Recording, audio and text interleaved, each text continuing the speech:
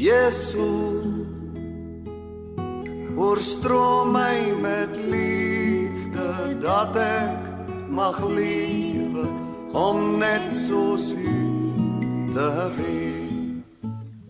Kom ons raak net eers weer stil voor die Here.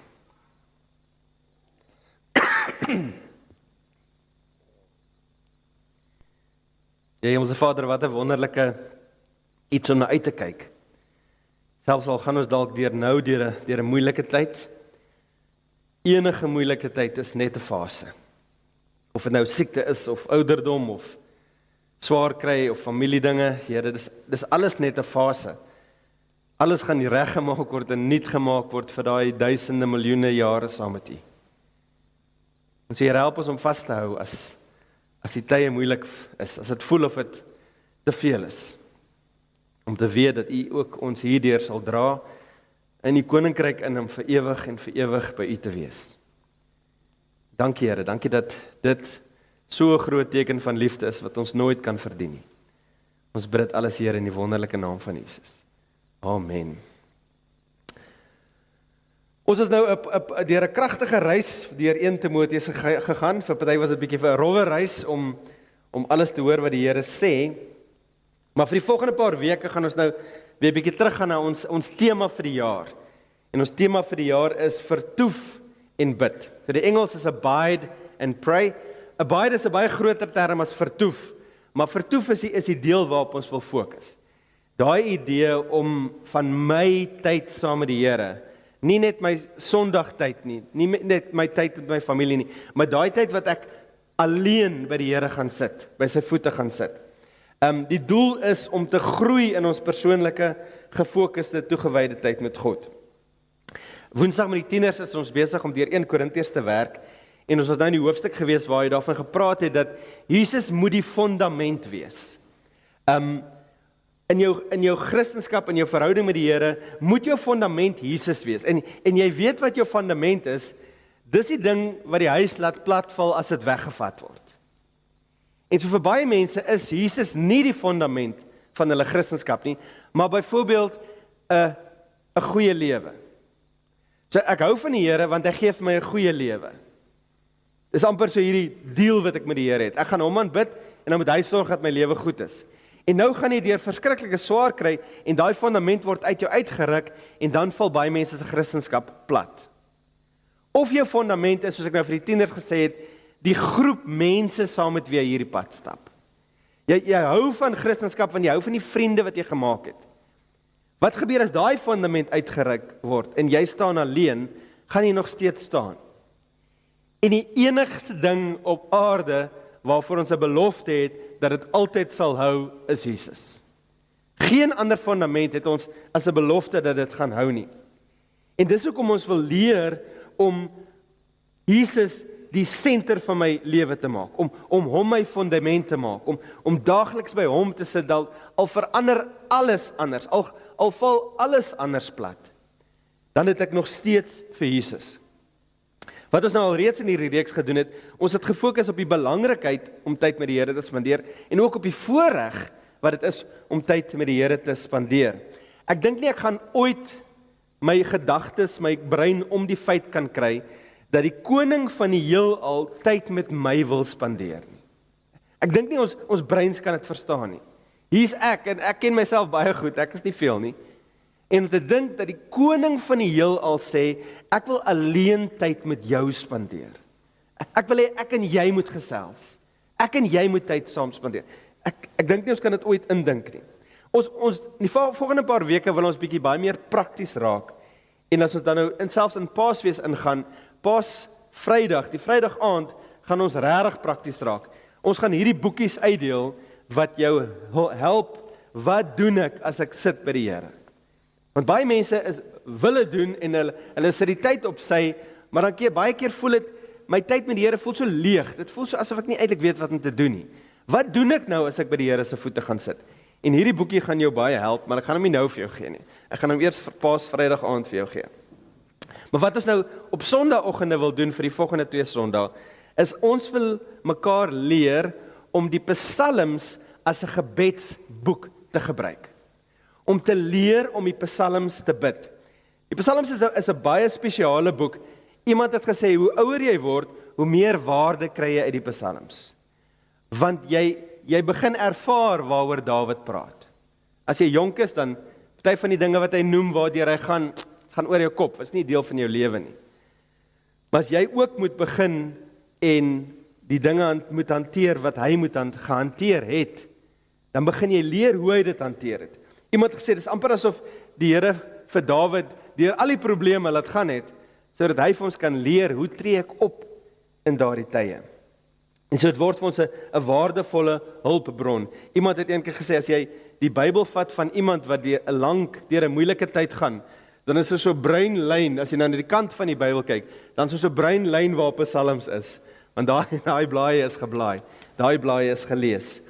En so dit word vir ons 'n wonderlike hulpbron, dat as ons in 'n sekere situasie staan, dan weet ons, hierdie Psalm kan my help. As 'n struktuur vir my gebed, maar baie keer sommer selfs woorde vir my gebed. Wanneer ek in 'n situasie kom en ek weet nie eers wat om te bid nie. Ek weet dit gaan nie goed nie en ek weet ek sukkel, maar ek weet nie eers wat om die Here te vra in hierdie situasie nie. Dan gee Psalms baie keer vir jou die woorde om vir die Here te bid. En die oomblik wat jy die Psalms bid, dan weet jy bid in die wil van die Here. Dan weet jy die Here luister. En so, dis wat ons nou die volgende 2 weke gaan doen. Maar ek wil jou aanraai, soos jy die Psalms lees, maak 'n nota daar. Jy lees dalk, wow, hierdie Psalm gaan van groot waarde hê as ek ooit deur 'n tyd van depressie moet gaan. Hierdie Psalm gaan groot waarde wees as ek ooit heeltemal opgemors het en terug wil kom by die Here. Hierdie Psalm gaan van groot waarde wees as ek daai dag oud word en my liggaam wil nie meer so lekker werk nie. Dan maak jy vir jouself notas in die Psalm hoe jy hulle kan gebruik. Maar die een waarna ons vandag gaan kyk is Psalm 73. En die tema hierso is wat om te bid wanneer dit lyk of die bose wen. Nou dit is, hy praat baie in die algemeen wat so goed is. Want dan kan ons dit op enige situasie toepas. Ons kan dit op 'n wêreldwye situasie toepas om te sê, wat doen ons op die wêreldspeelvlak as dit lyk of die bose wen? As jy in Iran is en jy's 'n Christen en jy weet jou regering is nie 'n goeie regering nie, en nou lê jy onder hierdie oorlog. En dit lyk nie asof daar goeie dinge aan die gebeur is nie. Maar jy kan dit kleiner ook bring na my lewe toe. By die werk probeer ek regtig die regte ding doen. Ek probeer eerlik optree, ek probeer goeie besigheid doen en alles, en dan is daar ouens wat die reëls breek, wat in boosheid lewe, en dit lyk net asof hulle floreer. Dat die Here, maar dis mos nie hoe dit moet werk. Hoekom gaan dit so goed met hulle? En dit kan in enige geval wees waar jy saam met mense lewe wat nie die Here dien nie, wat nie 'n begeerte het om die Here te dien nie, wat doen net wat hulle wil, en hulle lyk of hulle al die kanse kry.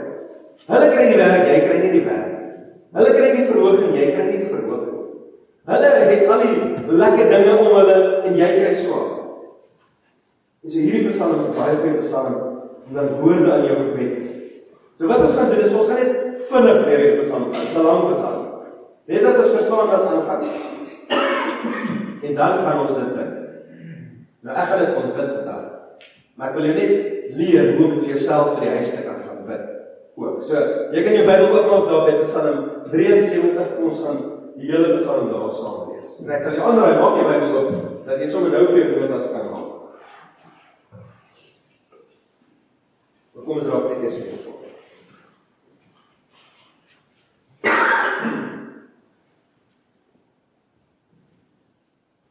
Nou Here, hoe wonderlik is dat U ons nie in die donker gelos het. Dat as ons deur daai tye gaan waar dinge nie wil uitwerk nie, Here, waar dit voel asof, maar dit moes anders gewees het. Here, dit moes makliker gewees het. Hoekom sit ek nou hier waar ek nou sit? Ek het regtig die regte ding probeer doen. Dan is dit so goed om te weet dat U verstaan dit en Dawid verstaan dit en ek sê nie enigste wat hier deurgaan nie, dat U vir ons hulp gee in daai situasie oor wat om te doen. So Here, help ons om U stem vandag te hoor, duidelik, soos die woord dit spreek. En dat U ons nie net aanraak nie, maar dat ons verander dat ons motiveer om by u voete ook te gaan sit en uit te roep oor die dinge wat vir ons moeilik is. Ons bid dit alles, Here, in die wonderlike naam van Jesus. Amen. Ja, so ons begin also by Psalm 73 vers 1 tot 3, wat sê, 'n Psalm van Asaf, God is waarlik vir Israel goed, vir hulle wat rein harte het, maar my voete het amper gegly, my tree was amper wankelrig, want ek het verwaande mense beny, ek het die voorspoed van goddeloses gesien. Soos gewoonlik is die begin van 'n Psalm is baie keer die opsomming van wat in hierdie Psalm gaan kom, die inleiding.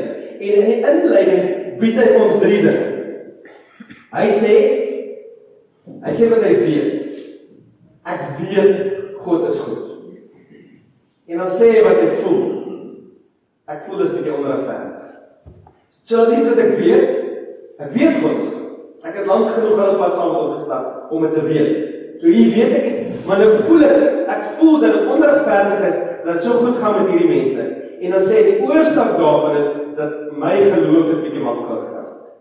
Dit het bietjie moeilik vir my geraak, om aan te hou saam met die Here stap.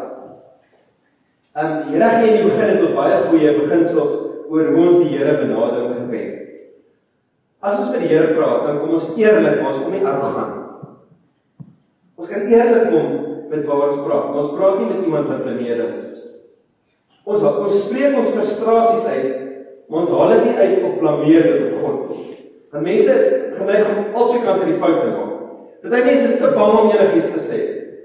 God is te groot vir hulle. Ek kan nie vir hom sê wat my plan nie, ek kan nie vir hom sê hoe ek voel nie. En die ander kant weer van die mense af waar hulle so arrogant voorheen kom sê, hoe durf jy dit in my lewe? Die balans is hier in die middel waar ons eerlik maar nederig na die Here toe kom. Nou lees ons verder, die volgende een daarso.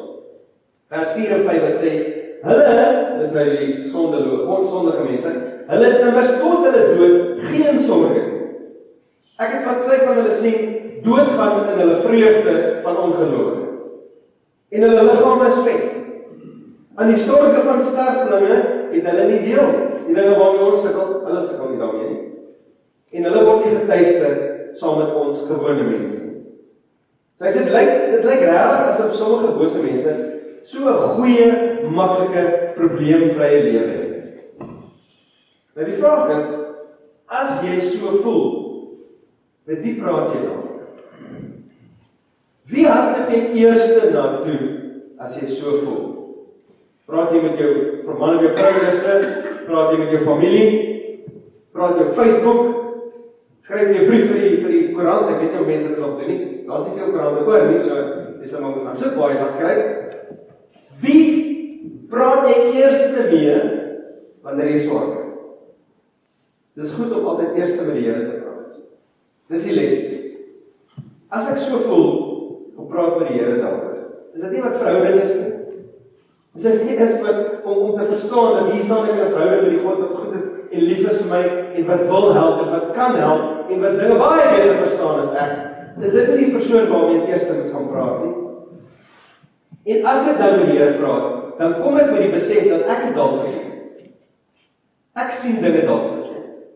My interpretasies is dalk verkeerd en ek wil die Here vra om my oë dan oop te maak. Maar hy gaan aan, vers 6, dan sê hy, daarom versier hoogmoed hulle nek. Hy praat van, wat is die gevolge in hulle lewe, omdat dit so goed gaan? Daarom versier hoogmoed hulle nek, bedek 'n kleed van geweld, van vet peel hulle oë uit, die versinsels van hulle hart oorskry alle perke, smalend onderhandel hulle met bose bedoelings, uit die hoogte dreig hulle met afpersing. So hy gaan voorkom voor die Here uit te pak. En hy sê, hulle kom nie net weg daarmee nie, dit maak hulle nog slegter. Want nou raak hulle hoogmoedig en hulle raak trots. Van vet peel hulle oë uit. Kijk, jy moet nou maar baie weet vir dit om te gebeur. Daar's 'n kommentator wat geskryf het, hulle siele is besmeer met vet. Net so hierdie bose, ek kan doen net wat ek wil, ek kan lewe as ek wil, al die rykdoms tot my beskikking, ek kan eet wat ek wil, ek kan eet wanneer ek wil.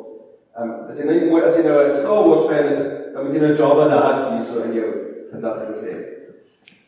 Hulle raak arrogant, hulle raak beledigend, hulle raak onderdrukkend.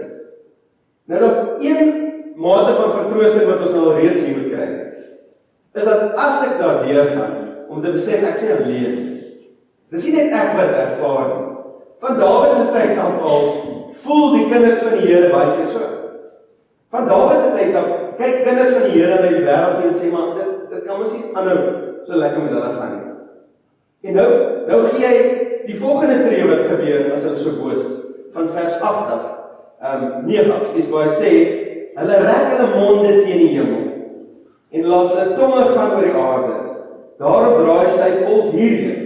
So hulle draai na die bose mense toe. Wie vol is, word deur hulle afgepers en hulle sê, hoe sal God dit weet? Is daar dan kennis met die Allerhoogste? As jy wegkom met sonde, dan begin jy dink, dan is God seker maar of swak of nie hier nie. Kyk, hy doen niks aan my nie.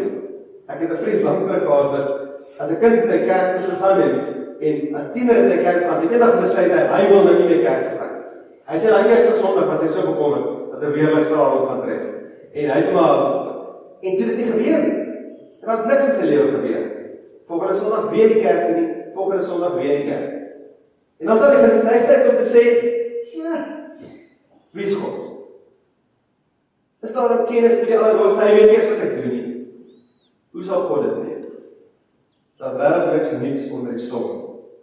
Hoor nou van vers 12 af die frustrasie in sy stem. Kyk, dit is hoe goddeloos is. Immer sorgloos vermeerder hulle rykdom. Nou draai hy na homself toe en hy sê, ja, te vergeefs het ek my hart rein gehou en my hande onskuld gewas. Ek is die hele dag getuister, my kastyding was elke oggend opnuut daar. As ek sou dink, ek wil soos hulle praat, of as ek het waar iets spreek wat ek voel, kyk, dan sou ek getrou wees aan die nageslag van kinders. So hierdie persoon se gefrustreerdheid begin in 'n gevaarlike area gaan, waar hy begin vra, maar wat is dan die punt daarvan om 'n kind van die Here te wees? As ek heeldag swaar kry, en hy noem daai swaar kry, en die ouens wat nie die Here volg nie, dit gaan so lekker met hulle, wat is die sin daaraan om die Here te volg? Wat is die sin daaraan om te probeer heilig wees? Dis regtig 'n gevaarlike plek om te bereik, maar dit is ook goed om te weet, ander mense voel so. Dis belangrik om te weet, kinders van die Here voel baie keer so, want anders gaan Satan teen jou kan werk. Hy gaan vir jou sê, jy is nie 'n kind van die Here, kinders van die Here sê nie sulke ding. Kinders van die Here voel nie sulke ding. Hoe kan jy sulke goed sê? En dan gebruik jy dit as 'n wapen teen jou. Hier is Asaf, een van die leiers van die volk, en hy sê, dis ook voel. Ek voel, ek weet nie wat die moeite werd is. Wat belangrik is hierso, is dat hy weier dat wat hy voel, hy sê. Hy sê, ek gaan nie uitspreek hoe ek voel nie, want ek het 'n posisie waar ander mense na my kyk. Dis nie dat hy sy probleme wegsteek vir die mense nie, maar hy sê, hier is nie die regte plek om my worstelings te doen. My worstelings moet by die Here gedoen. Hoekom hierso my worstelings uitpak as hierdie mense niks daaraan kan doen? En dit gaan hulle net skade lei, as om dit eerder na die Here toe te vat. En wat doen hy dan? Hy vat dit na die Here toe. Dit is wat ons vers 16 lees waar hy sê, ek het toe probeer om te verstaan, maar dit as vermoeiend beskik. So toe ek my eie brein wil begin gebruik om hierdie ding uit te werk, dit was net te veel vir my. Totdat ek in die heiligdom van God ingegaan het, ek het insig gekry in hulle uiteinde. Hy sê, ek het nie verstaan nie, en ek was nie slim genoeg om te verstaan nie, en dit was so frustrerend, tot ek tyd met die Here begin spandeer, en hy vir my die lig aangesit. En wat is die lig? Moenie na hulle nou kyk nie, kyk na hulle eendag. Kyk waar hulle gaan eindig. So dis die wonderlike ding wat gebeur, as ons struwelinge en ons frustrasies na die Here toe vat, en ons veg daar, dan bring hy lig. Dan gee hy vir ons die antwoord. Wat is die oplossing? Jy kan nie die nou oorweeg as alles nie. Want as jy na die nou kyk, dan is dit onregverdig. Maar as jy jouself herinner dat hierdie wêreld is net 'n oogwink. Hierdie wêreld kom tot 'n einde. Elkeen gaan voor die Here gaan staan eendag. En dit gaan nie goed gaan vir daai wat die Here verwerk. Hierdie is ook 'n verskriklike belangrike les om te leer vir daai vraag wat so baie mense vra. As God goed is, hoekom is daar dan soveel lyding op aarde? As God goed is, hoekom lyk dit dan of die kwaad seëvier? En die antwoord is, jou steekproef is te klein. Die deeltjie waarna jy kyk om jou gevolgtrekkings te maak, is te klein. Jy kyk na net die mense wat jy hier sien om jou, en dis nie goed genoeg nie. Jy moet jou steekproef bietjie groter maak, en die ewigheid insluit. Is God dan nog steeds onregverdig? Nee. Is God nog steeds nie goed nie? Nee. As ek net hier kyk, dan maak ek daar 'n gevolgtrekking. Maar niemand gaan eendag in die hemel eindig en sê, dit was nie moeite werd nie. Hierdie pad was te moeilik. Dit was glad nie moeite werd. Jy gaan daar kom en die beste van daai oomblik gaan wees, nie net gaan jy verlos wees van al die swaar nie, jy gaan die swaar verstaan. Baie keer in die lewe gaan ons deur dinge wat moeilik is, ons verstaan nie hoe. Ons vertrou maar ons stap daardeur. Daai oomblik wat ek in die God se teenwoordigheid wees, dan is die pyn weg en die Here sê, jy weet daai moeilike ding waardeur jy gegaan het. Dan sê jy, ja Here, ek het dit nooit verstaan nie. Dit het niks aan my gedoen nie. Toe sê die Here, dit gaan nie alles altyd oor jou nie. Daai moeilikheid het jou buurman se lewe verander. Daai tyd wanneer jy so swaar gekry het daai ou se oë laat oopgaan, dat hy ook steeds die Here kan aanbevel. En skielik is die vers, alles werk ten goeie mee, word vir jou verdui. So, jou steekproef is te klein as jy sê, God is nie goed nie, want kyk hoe swaar gaan het. God is goed, want alles swaar kry waarde vir sy kinders. En die ander kant weer, niemand gaan in die hel opeindig en sê, dit was nie moeite werd. So wel nie baie lekker hier nie, maar my lewe het nie moeite werd. Ek meen, jou lewe is 'n druppel om vir ewigheid swaar te kry. Niemand gaan sê, dis was nie moeite werd. En maar terug na ons Psalm toe. Nou dink ek oor hulle einde. Vers 18 waar hy sê, waarlik, U laat hulle op gladde plekke beland. U bring hulle tot 'n val oor hulle geknoei. Hoe word hulle in 'n oogwink 'n skrikbeeld? Hoe kom hulle volledig tot 'n einde deur verskrikking?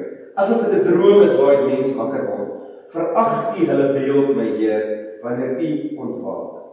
Miskien in die nou gaan dit goed, maar hulle is besig om te gly. Hulle is besig om te gly na vernietiging toe.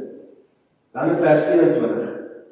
Nou begin hy 'n bietjie 'n selfrealiteitstoets vir homself doen. En hy sê, toe my hart verbitterd was en my niere, die Hebreëus gebruik die letterlike woord niere as dit na jou binneste toe doen. Ons gebruik die term hart ook as ons binneste. Jy bedoel nie net jou klopmasjien nie, jy bedoel jou binneste as jy sê jou hart. Hulle gebruik niere ook. As jy niere sien in die 2020 vertaling, dan kan jy dit met siel ook vertaal. Toe my hart verbitterd was en my siel binneste gepyn het, was ek dom en sonder begrip. Ek was 'n dier teenoor. Dit is so goed om, as die Here jou deur hierdie dinge vat, en jou oë gaan skielik op die waarde, om net by die Here te kom staan en sê, ek is maar dom en die is nog steeds nie vir my. Kan dan maar stupid sê. Ek kan dan dink, ek is so slim. Ek kan dink, ek kyk na alles, ek het sulke goeie interpretasies van die lewe, en dan skyn nie net 'n bietjie lig op die situasie, en ek wil sê, ek was maar reg dom. Dankie Here, dat U nog steeds lief is vir my, en U vir my lig gee, dat ek help om te verstaan. Dis goed om eerlik met jou eie foute met die Here te wees. En dan kom ons by die pragtige einde van vers 23 af.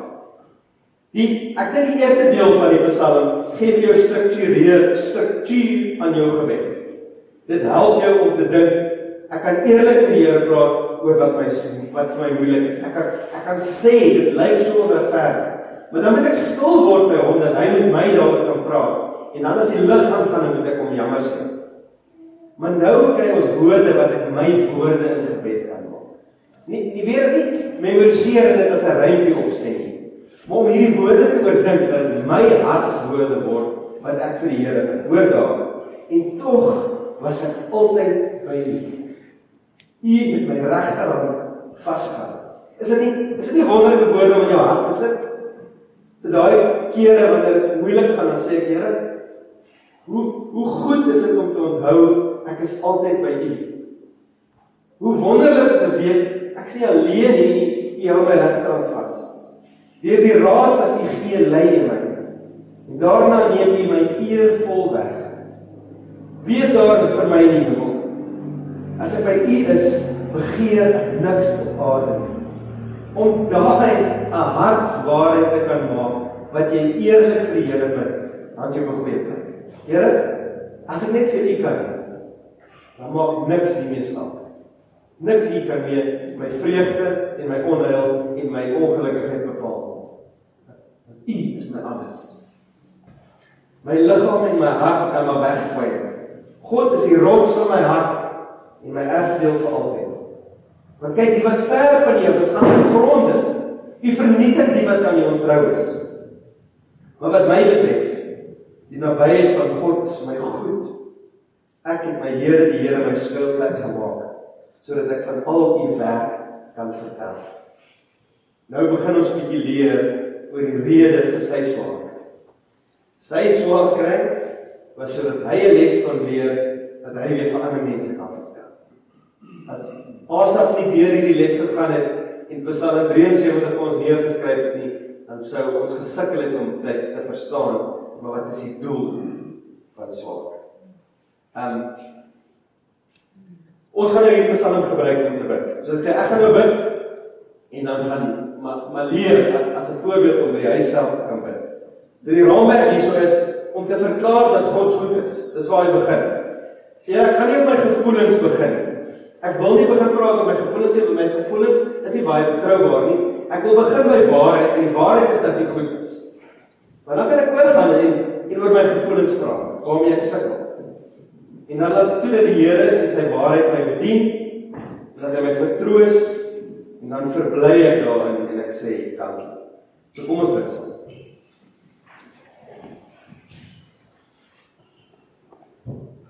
Here, dankie dat U goed is. Here, dankie dat U goedheid nie bepaal word deur omstandighede of gevoelens nie, maar deur die wete en U om terug te kyk in die geskiedenis van die wêreld, om te weet U is goed. U is goed.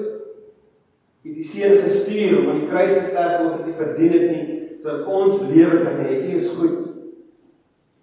Maar Here, ek wil vandag kom intree vir almal wat swaar kry in hierdie lewe as gevolg van ander mense.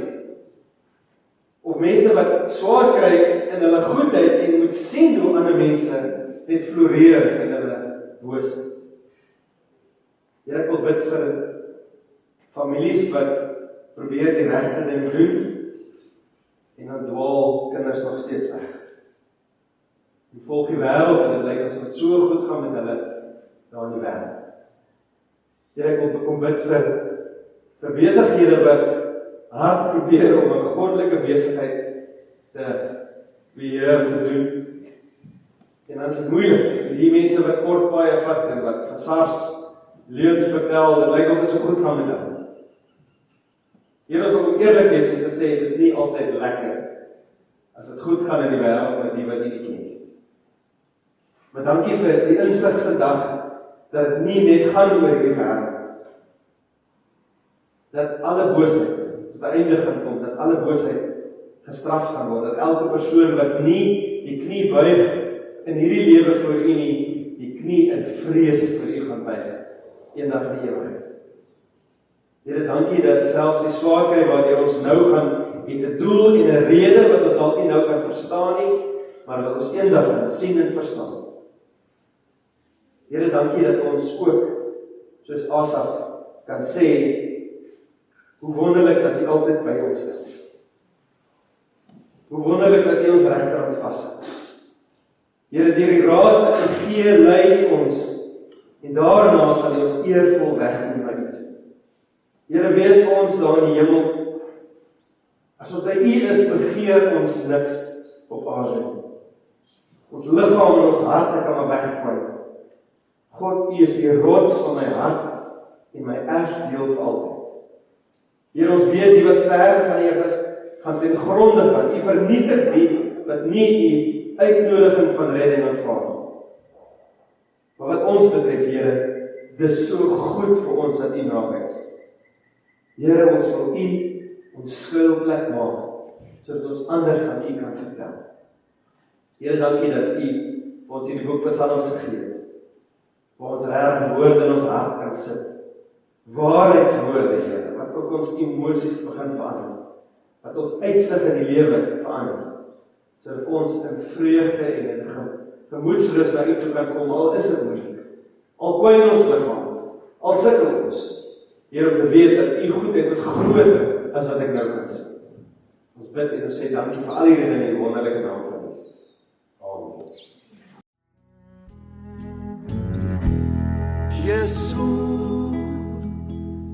Jezus, oorstroom my met liefde, dat ek mag lewe, om net soos U te wees.